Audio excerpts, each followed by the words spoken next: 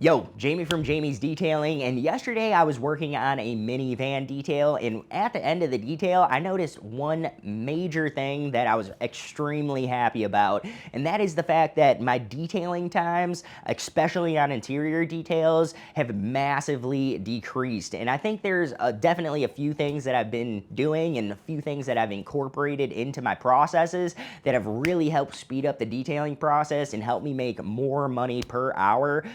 So that I can make more of a profit and even work on more vehicles in a single day. So today I'm going to give you guys 5 tips and tricks to help speed up your interior detailing process, make more money when you guys are actually out doing your mobile details, and just be a whole lot more efficient when it comes to interior detailing. So let's not waste any time. Let's get straight into it.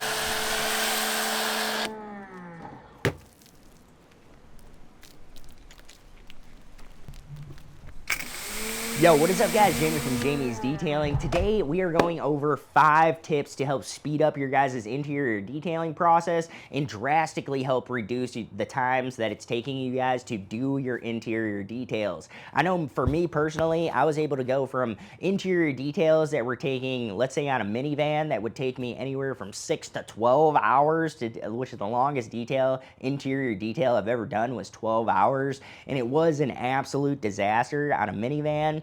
But at the same time, I think that I could get that same detail done today in probably 6 hours or half the time because I have a solid process in place. So tip number 1, guys, is to have a process in place. How are you guys going to start the detail and how are you guys going to finish that detail? And having a standard process that you guys follow for each and every car is really going to help you guys prioritize and manage each and every interior detail, and really going to help you guys decrease those times. If you guys need help coming up with an interior detailing process, I actually did an entire dedicated video on my 10-step interior detailing process, so I'll make sure to leave that in the description down below for you guys to kind of see my exact process, or at least see what my process was a year ago, because it has adapted and changed a little bit since then. So we'll do another update video on that in the future.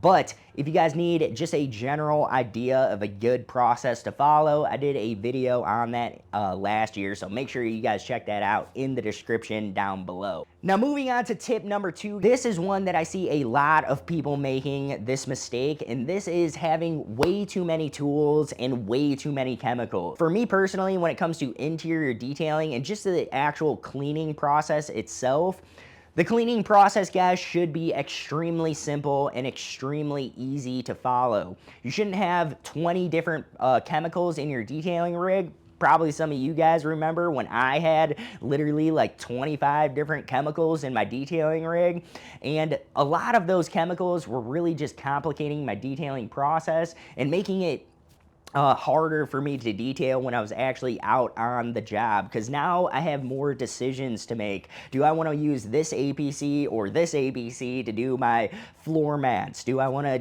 do my shampooing with this shampoo or this shampoo from this brand? And it was just getting way too complicated. So I really simplified this year all the different chemicals I have, and now I have around 8 different standard chemicals that I use in my detailing rig for my average details, and that's for interior and exterior detailing. Minimizing the number of chemicals and tools that you guys are using is really just going to help simplify and streamline your guys' process. At first I thought I needed to have all this stuff just in case, but then you end up using different things. You end up having a much bigger setup, you end up having more cleanup time, more setup time, all that kind of stuff. So the more stuff you add to your process, the more tools and chemicals you add to the process, the more it's going to actually end up complicating things. I think a great example of this is shampooing carpets. I know a lot of people that use 2 or 3 different chemicals just to shampoo the carpets, and I recently have moved down to 1 single chemical that I use for pretty much all my upholstery and carpeting inside of a vehicle, and it gets the job done just as well. But I'm now no longer using 3 different chemicals that have 3 different processes that I need to follow in order to complete that shampooing job. Now I just use one simple chemical that has one simple process to follow. So simplify your guys' chemicals will drastically decrease the time that it takes for you guys to actually perform your details. Tip number 3 for you guys, and honestly, I think this is a massive one, and this is one that I incorporated into my business way too late, and that is inspection forms. Inspection forms, guys, really help you guys establish expectations with your guys' clients right at the beginning of the detail. So when I take my client through the detail or through their vehicle and we kind of inspect it together, and I ask them, hey, is there anything on the vehicle that you wanted us to pay special attention to? Is there anything on the vehicle that happened? Did you have any spills? Did you have any things happen inside the vehicle that you called us for specifically for the do this detail today?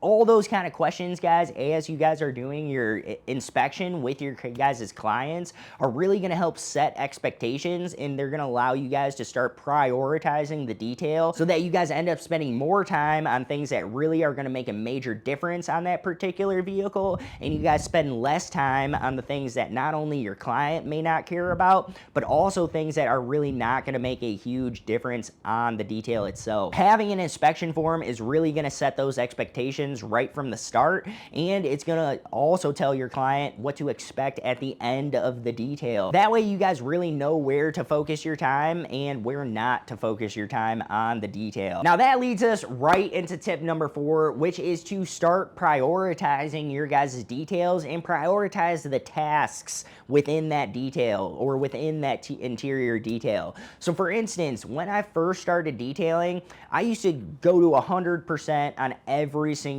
part of the car. The plastics, I would spend the maximum amount of time on. The upholstery, I would spend way too much time on. Even if a seat was already clean, I would go through the entire cleaning process like that seat was extremely soiled. So prioritizing the detail for what actually needs to be cleaned and what doesn't need to be cleaned is really going to help you guys decrease your times. Like for instance, yesterday I was working on a minivan that had full shampoo as my biggest interior detail package, but I knew that I could prioritize that detail and spend more time on the seats and the stuff that my client was asking about than I needed to spend on the floor itself. I also knew just from doing the inspection that I needed to prioritize a very particular seat because it had spilled milk on it.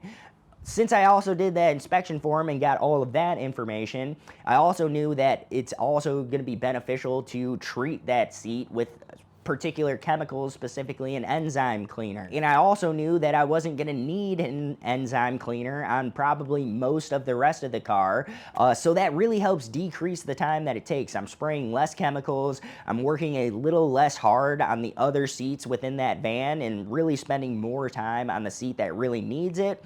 And the other seats in the van, we're just kind of touching up, we're getting them back to where they need to be, but we're not spending as much time as we're spending on the spilt milk seat. So I think that that's a great example, guys.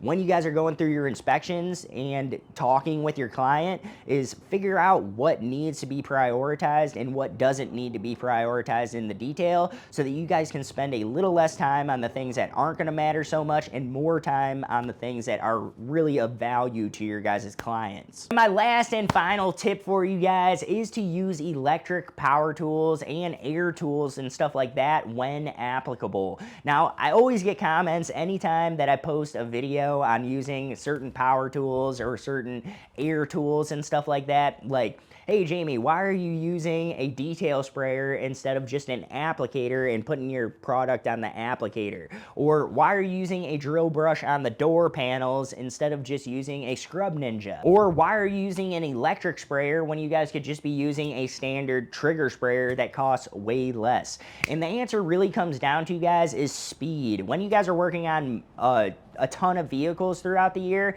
speed is really going to start mattering more and more. And also electric power tools really help decrease the amount of fatigue that you guys have by the time that you guys are done with a detail.